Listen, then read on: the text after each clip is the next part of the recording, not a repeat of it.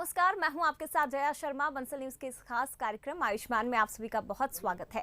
जैसा कि आप जानते हैं कि आयुष्मान में हर बार स्वास्थ्य संबंधी समस्याओं पर कुछ खास जानकारी दी जाती है। तो इसी कड़ी में आज हमारे साथ हैं डॉक्टर सेकत दत्ता, जो बंसल हॉस्पिटल में कंसल्टेंट हेमेटोलॉजिस्ट और हेमेटो ऑन्कोलॉजिस्ट एवं बोन मेरो ट्रांसप्लांट फिजिशियन है।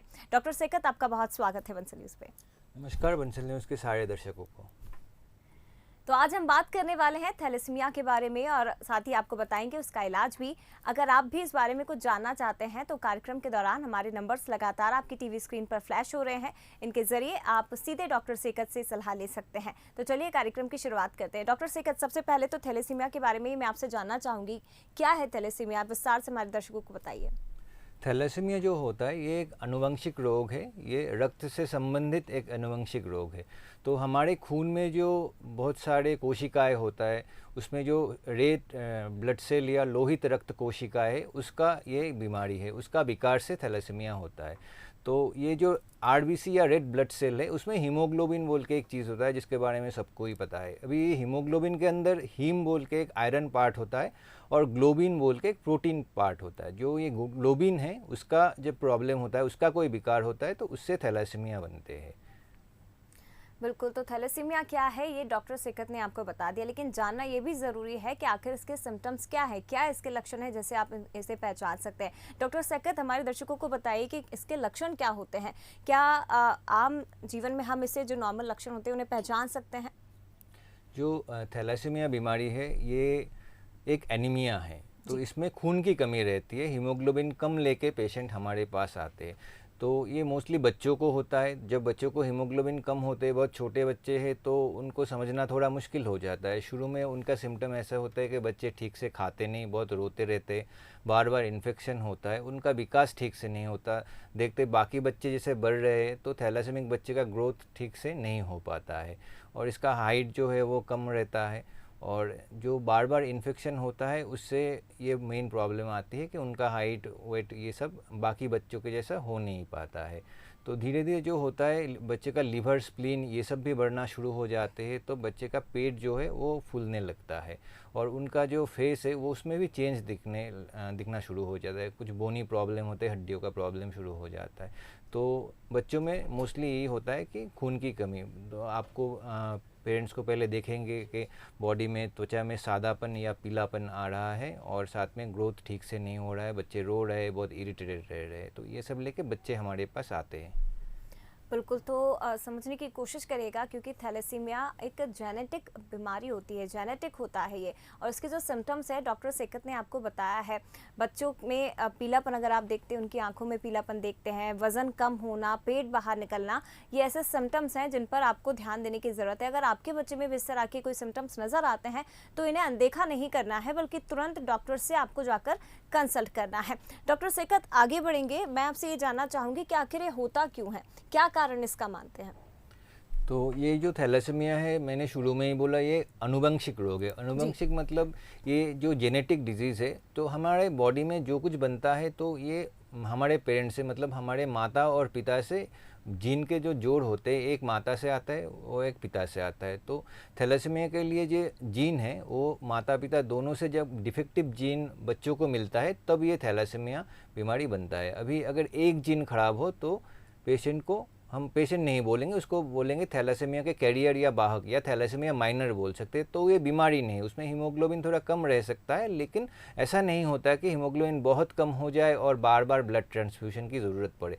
लेकिन जब माता पिता दोनों से डिफेक्टिव जीन मिलता है तब ये होता है कि हीमोग्लोबिन बहुत कम हो जाते हैं, तब ये डिजीज़ होता है। तो उनको हर महीने में या महीने में 2-3 बार भी खून चढ़ाने की ज़रूरत पड़ सकती है और ये ज़िंदगी भर चलता रहता है। जितना दिन बच्चा बड़ा होगा तब तक भी ये चलता रहेगा कि हर महीने ये खून की ज़रूरत होती रहेगी। तो ये अनुवांशिक रोग है।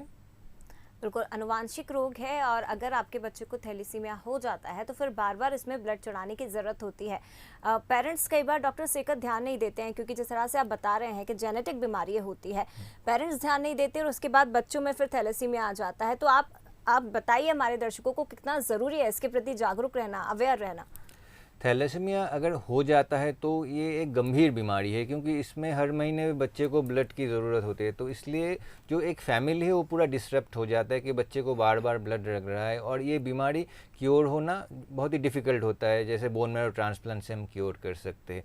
तो इसको सबसे अच्छा है कि हम रोक पाए कि हमारे जो पॉपुलेशन है उसमें अराउंड 4% होते हैं जो थैलेसीमिया कैरियर है। अभी किसको कैरियर है ये बिना टेस्ट किए हम जान नहीं पाते, क्योंकि जो थैलेसीमिया के कैरियर या थैलेसीमिया माइनर होते हैं इनका कोई सिम्टम नहीं होता। इनका हीमोग्लोबिन थोड़ा कम रहता है, हीमोग्लोबिन 9-10 रहता है, लेकिन ये स्वस्थ स्वाभाविक ज़िंदगी बिताते हैं, तो इनको पता नहीं चलता।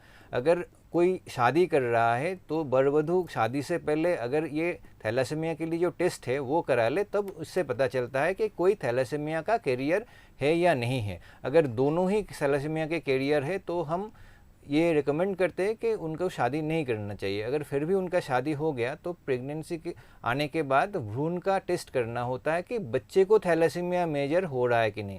जैसे अगर माता पिता दोनों को थैलेसीमिया के डिफेक्टिव जीन्स है, दोनों थैलेसीमिया के माइनर है, तो 25% चांस रहता है हर प्रेगनेंसी में कि बच्चे को थैलेसीमिया मेजर हो, मतलब बच्चे को ज़िंदगी भर ब्लड ट्रांसफ्यूशन की ज़रूरत पड़े। और 25% केस में बच्चा एकदम नॉर्मल स्वाभाविक हो सकता है, और 50% चांस है कि बच्चा कैरियर हो। तो जब प्रेग्नेंट होता है तो भ्रूण से हमें टेस्ट करके ये देखना होता है कि थैलेसीमिया मेजर होने की चांस है कि नहीं। तो ये ज़रूरी है पहले शादी से पहले टेस्ट करना। अगर कोई नहीं कर पाए शादी से पहले तो एटलीस्ट जब प्रेग्नेंट होते हैं मदर, तो उनको प्रेगनेंसी के शुरू में ये टेस्ट कराना ज़रूरी होता है, और ये प्रेगनेंसी के पहले 8 या 10 सप्ताह के अंदर ही कराना चाहिए, क्योंकि इसके बाद अगर कराएंगे तो जो टेस्ट है वो टेस्ट हम कर नहीं पाएंगे। CVS बोल के जो टेस्ट बोलते हैं, कोरियोनिक विलास सैम्पलिंग, तो वो बाद में किया नहीं जा सकता, 20 सप्ताह के बाद करके कोई फ़ायदा भी नहीं होता है। तो ये बहुत ज़रूरी है ये थैलेसीमिया रोकने के लिए। बिल्कुल, थैलेसीमिया रोकने के लिए क्या कुछ ज़रूरी है वो डॉक्टर सेकत ने बताया, और आप समझने की कोशिश कीजिए, क्योंकि अगर किसी को थैलेसीमिया होता है या आपके बच्चे को किसी को थैलेसीमिया होता है तो केवल जो रोगी है, जो बच्चा है, वही इससे परेशान नहीं होता है, बल्कि पूरा परिवार इससे प्रभावित हो जाता है, पूरे परिवार को परेशान होना पड़ता है। इसलिए ज़रूरी है कि पहले थोड़ी सी जागरूकता दिखा दें ताकि इस तरह की स्थिति से हम बच सकें।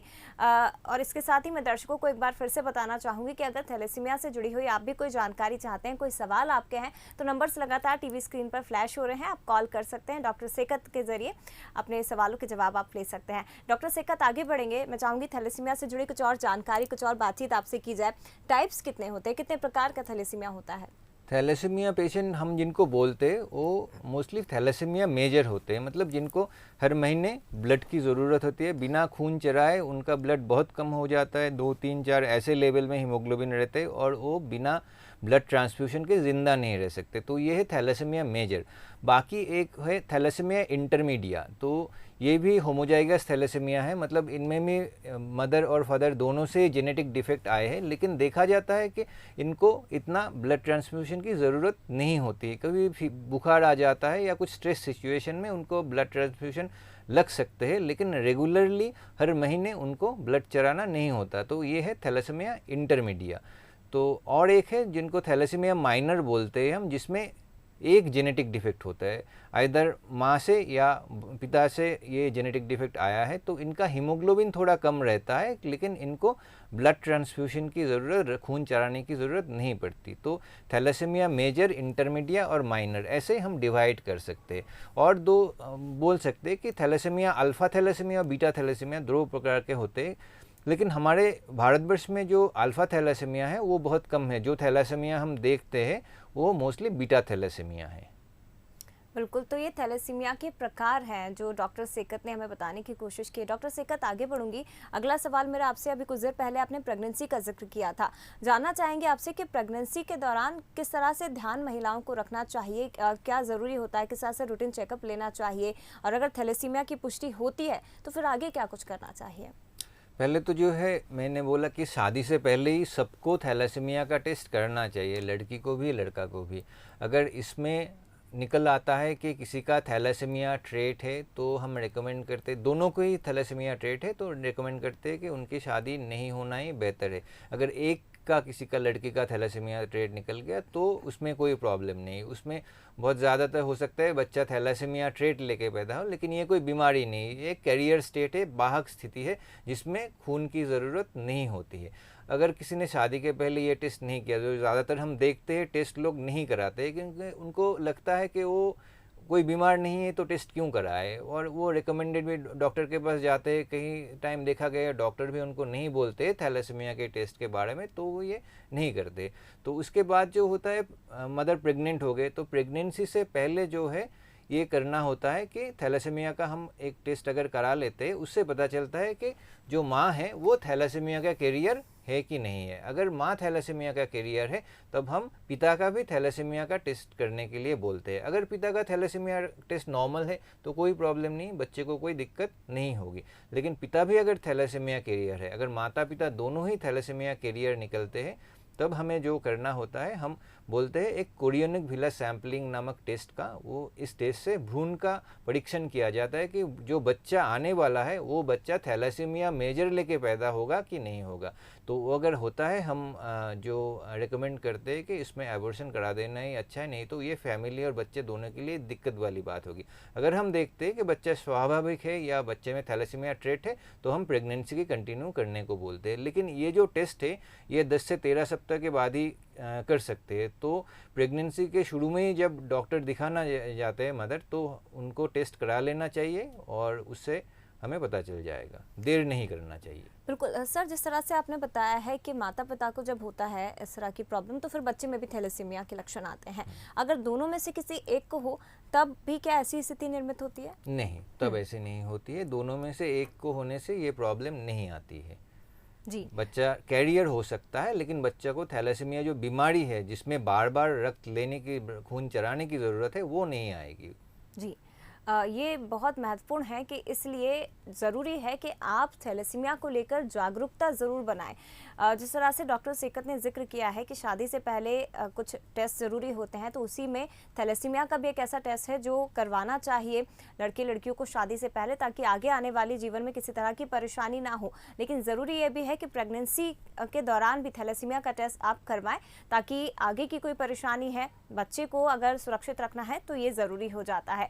आगे बढ़ते हैं डॉक्टर सेकत, ये जानना चाहेंगे कि क्या थैलेसीमिया में एज फैक्टर भी मैटर करता है? किस उम्र में ये हो सकता है, ये बताइए। जैसे ये एक जेनेटिक बीमारी है, तो जब बच्चा जन्मा ये लेके जन्मा, लेकिन जो सिम्टम आते हैं तो यूजुअली 6 मंथ पहले, जो 6 महीने हैं उसके बाद ही आते। तो ज़्यादातर बच्चे हमें पता चलते हैं 6 महीने से 2 साल की उम्र में हमें पता चल जाता है कि उसका खून की कमी हो रही है, बच्चा सादा पड़ रहा है या पीला हो रहा है।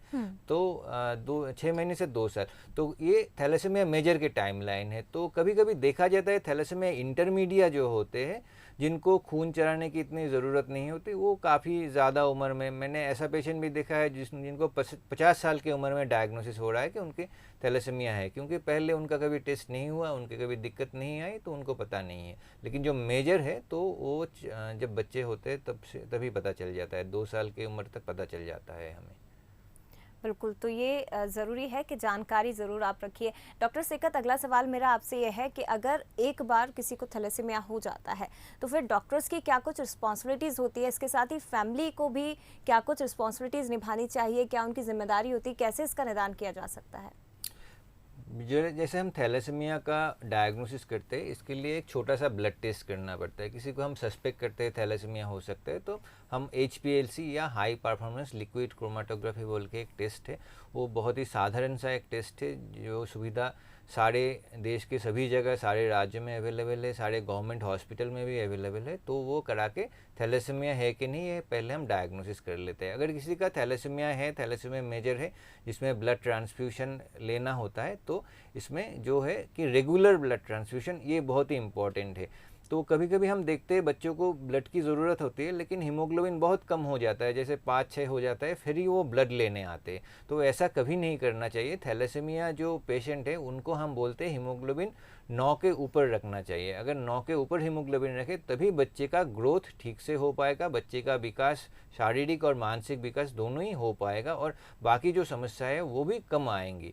तो पहले है कि रेगुलर ब्लड ट्रांसफ्यूशन। दूसरा है तो ये हम ब्लड ट्रांसफ्यूशन कर रहे हैं तो इसमें जो फ्रेश ब्लड है वो देना बेहतर रहता है, क्योंकि थैलेसीमिया में जो होता है ये जेनेटिक डिफेक्ट के कारण बॉडी के अंदर जो ब्लड है वो टूट जाते हैं जल्दी जल्दी। नॉर्मली जो ब्लड होते हैं वो 120 दिन तक हमारे जो लोहित रक्त कोशिका या आरबीसी होते हैं वो रहते हैं बॉडी के अंदर, लेकिन थैलेसीमिया में देखा जाता है वो 20 दिन में ही ख़राब हो जाते हैं। तो फ्रेश ब्लड देना एटलीस्ट 2 हफ्ते के अंदर जो ब्लड कलेक्ट किए गए हैं वो ब्लड देना अच्छा रहता है। और ब्लड को जो हम पीआरबीसी देते हैं होल ब्लड नहीं देना होता है, क्योंकि इनमें जो कमी होती है वो रेड ब्लड सेल की होते हैं, तो रेड ब्लड सेल देना चाहिए, होल ब्लड उनको देना नहीं चाहिए।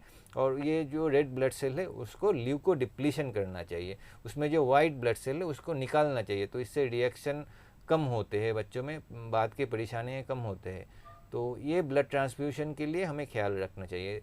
दूसरी बात है, बार बार ब्लड ट्रांसफ्यूशन हम जो करते हैं, खून चराते हैं, खून में बहुत आयरन होते हैं, तो ये आयरन बॉडी के अंदर स्टोर होना शुरू कर देते हैं और बॉडी के डिफरेंट ऑर्गन में वो जाके वो उनके हानि करता है। जैसे लीवर में अगर आयरन बहुत ज़्यादा हो जाते हैं तो लीवर ख़राब होने लगते हैं, लीवर का सिरोसिस हो सकता है, लीवर का कैंसर भी हो सकता है। अगर ये किडनी में हो जाए, पैंक्रियास में हो जाए, हार्ट में हो जाए, हर एक ऑर्गन में हो जाए, हार्ट में हो जाए तो हार्ट फेलियर होता है, जब पैंक्रियास में हो जाता है तो हमें डायबिटीज़ हो जाता है थैलेसीमिया पेशेंट को बहुत कम उम्र में। जब थायराइड ग्लैंड में हो जाता है तो पेशेंट का थायराइड का प्रॉब्लम होता है, मतलब हाइपोथायराइड हो जाता है। तो ये सब जो है वो होता रहता है। तो इसके लिए एक तो ब्लड ट्रांसफ्यूशन, दूसरा है बॉडी के अंदर जो आयरन जमा हो रहा है वो निकालने के लिए हम बोलते हैं चिलेशन थेरेपी, मतलब बॉडी का जो एक्सेस आयरन है उसको निकालना है, उसके लिए भी टैबलेट मिलते हैं। पहले से भी ये इंजेक्शन से दिया जाता था, अभी टैबलेट भी आ गए हैं, तो ये बहुत ही सुविधाजनक बात है हमारे पेशेंट के लिए। तो ट्रांसफ्यूशन एंड चिलेशन थेरेपी ये 2 सबसे इम्पॉर्टेंट चीज़ है, तो इससे बच्चे को हम बहुत दिनों तक ठीक रख सकते हैं। पहले जो होते थे थैलेसीमिया मेजर के जो पेशेंट थे वो ज़्यादा दिन ज़िंदा नहीं रह सकते थे, 10-15 साल 20 साल में उनका आयु ख़त्म हो जाता था, लेकिन अभी हम देखते हैं वो 40-50 साल तक ज़िंदा रहते हैं अगर उनका ठीक तरह से ट्रीटमेंट किया जाए। तो रेगुलर ट्रीटमेंट और रेगुलर फॉलोअप ये बहुत ही इम्पोर्टेंट होता है। समय पर जांच होनी ज़रूरी है, समय पर जागरूकता ज़रूरी है और उसके बाद समय पर उपचार मिलना ज़रूरी है, तो तब जाकर आगे स्थितियों को आप कंट्रोल में कर सकते हैं। डॉक्टर सेकत, अभी आपने कुछ बातों का जिक्र किया, किडनी से जुड़ी हुई, लीवर से जुड़ी हुई, हार्ट से जुड़ी हुई। ये आपसे जानना चाहूँगी कि अगर बच्चे को थैलेसीमिया हो जाता है तो आगे चलकर उसकी लाइफ पर किस तरह से इफेक्ट पड़ेगा, आगे चलकर अगर दूसरी बीमारी उसको घेरती है तो कितना डेंजरस हो सकता है? ऐसे थैलेसीमिया खुद से ही एक बीमारी है जो सिर्फ खून की बीमारी है, लेकिन ये सारे ऑर्गन को इफ़ेक्ट करती है, मतलब इससे बॉडी के सारे बीमारी आ सकते हैं। जैसे थैलेसीमिया में सबसे जो इम्पॉर्टेंट प्रॉब्लम हम देखते हैं, पेशेंट खून लेते हैं रेगुलरली, लेकिन खून लेने के बाद उनके बॉडी में आयरन जो हम फेरिटिन बोल के एक टेस्ट है उससे मापते हैं, तो ये फेरिटिन बहुत बढ़ जाता है, तो इससे क्या होता है कि बॉडी में आयरन जमा होते हैं और ये इसका टेस्ट भी नहीं करते हैं काफ़ी पेशेंट, और इसके लिए जो इलाज है, मतलब ये आयरन कम करने वाली जो इलाज है वो रेगुलरली नहीं लेते हैं। तो ये नहीं लेते हैं तो एक टाइम में देखा जाता है कि ये बीमारी और सिर्फ ब्लड की बीमारी, खून की बीमारी नहीं रहता है, तो कभी ये हार्ट की बीमारी बन जाती है, कभी ये लीवर की बीमारी रह जाती है। और ये जो दवाई हम देते हैं, कभी कभी ये दवाई का साइड इफ़ेक्ट भी होता है, तो उसके लिए भी रेगुलर फॉलोअप ज़रूरी होता है, क्योंकि कुछ कुछ दवाई होते हैं थैलेसीमिया में हम देते हैं आयरन चिलेशन के लिए, जिससे किडनी की प्रॉब्लम हो सकती है, जिसमें ब्लड का जो काउंट है WBC काउंट वो कम हो जाता है। तो ये सब के लिए भी रेगुलर नियमित रूप से डॉक्टर के पास जाना ज़रूरी है। सिर्फ ब्लड लेना ये थैलेसीमिया का ट्रीटमेंट आज के ज़माने में, आज के दिन में जहाँ साइंस का इतना प्रोग्रेस हो गया है, ये नहीं है। तो रेगुलर रूप में इसका ट्रीटमेंट सही तरीके से करना बहुत ज़रूरी है, फिर ही हम थैलेसीमिया जो पेशेंट है उनको एक सही ज़िंदगी, एक खुशहाल ज़िंदगी दे पाएंगे। बिल्कुल, मेडिकल से इतर अगर बात करें डॉक्टर सेकत, तो खान पान का किस तरह से ध्यान रखना चाहिए एक थैलेसीमिया के मरीज़ को? जैसे किसी का आयरन एनीमिया हो जाता है तो वो क्या करते हैं कि उनको लगता है कि आयरन की कमी होगी, तो ऐसा कुछ डाइट खाना शुरू करते हैं जिनमें बहुत ज़्यादा आयरन है।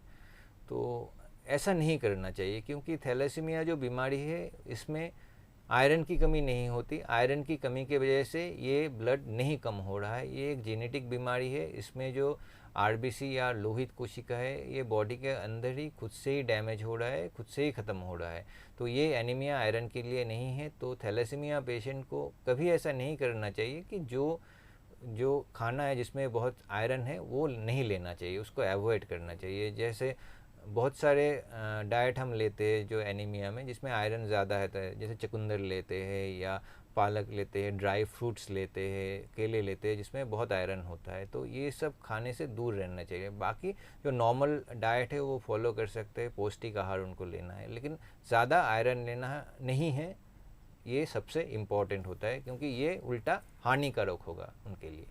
बिल्कुल। अगला सवाल डॉक्टर सिकत मेरा यह है कि थैलेसीमिया और अन्य एनीमिया में क्या डिफरेंस होता है, कैसे इसे डिफाइन कर सकते हैं?